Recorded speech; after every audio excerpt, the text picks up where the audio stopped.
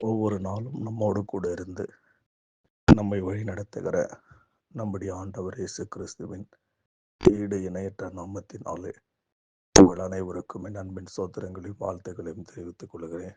இந்த நாளிலே யாத்திராகம் 3ஆம் அதிகாரம் 12வது வசனத்தின்படி நான் உன்னோடு இருப்பேன். யோசித்து பாருங்கள், ஒரு பணக்காரர், ஒரு செல்வந்தர், ஆள் பலம் உடையவர், பண பலம் உடையவர், உலகத்தில் பேர் பெற்றவர், மிகவும் உயர்ந்த பதவியில் இருக்கிற ஒரு நபர் நான் உன்னோடு கூட இருக்கிறேன் என்று சொன்னால் எவ்வளவு தைரியமும் எவ்வளவு தெம்பும் நமக்கு உண்டாகும், உற்சாகம் உண்டாகும். எதற்கும் பயப்படாமல் எதையும் செய்ய துணியும் ஒரு துணிச்சல் நமக்கு உண்டாகும்.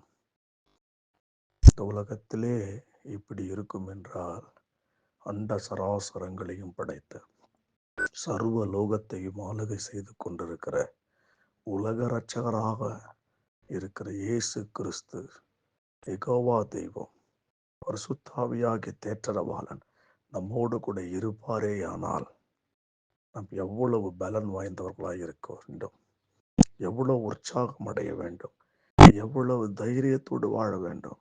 ஆனால் இன்றைக்கு பலனிலிருந்து சோர்ந்து போய் ஏனோ தானமாய் வாழ்க்கையில் ஒரு விரக்தியோடு பலனற்று சோர்ந்து போய் விடாய்த்திருக்கிற நம்ம எல்லாரையும் பார்த்து கர்த்தர் சொல்லுகிறார், நான் உன்னோடு கூட இருக்கிறேன்.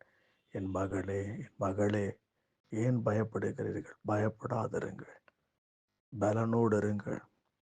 நீதிமானோடு கர்த்தர் இருப்பார், பரிசுத்தமுள்ளவளோடு கர்த்தர் இருப்பார், கர்த்தருக்கு பயந்தவர்களோடு கர்த்தர் இருப்பார். எல்லாரோடு கர்த்தர் இருப்பார் என்று என்னால் தைரியமாய் சொல்ல முடியாது.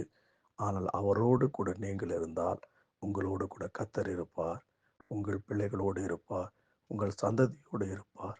நீங்கள் பேர் பெற்றிருப்பீர்கள், நீங்கள் வாழ்ந்திருப்பீர்கள், நீங்கள் பலன் அடைவீர்கள். கண்களை மூடி ஜெபிக்கலாம். கிருபை நிறைந்தவரே, நான் உன்னோடு கூட இருப்பேன் என்று சொன்ன கர்த்தர் இன்றைக்கு எங்களோடு கூட, எங்கள் ஊழியத்தோடு கூட, எங்கள் உறவுகளோடு கூட, எங்கள் ஊழியர்களோடு கூட, எங்கள் குடும்பத்தோடு கூட தகப்பனே தங்கியிருக்கும்படி நான் ஜெபிக்கிறேன். இயேசுவின் நாமத்தில் பிதாவே, ஆமென், ஆமென்.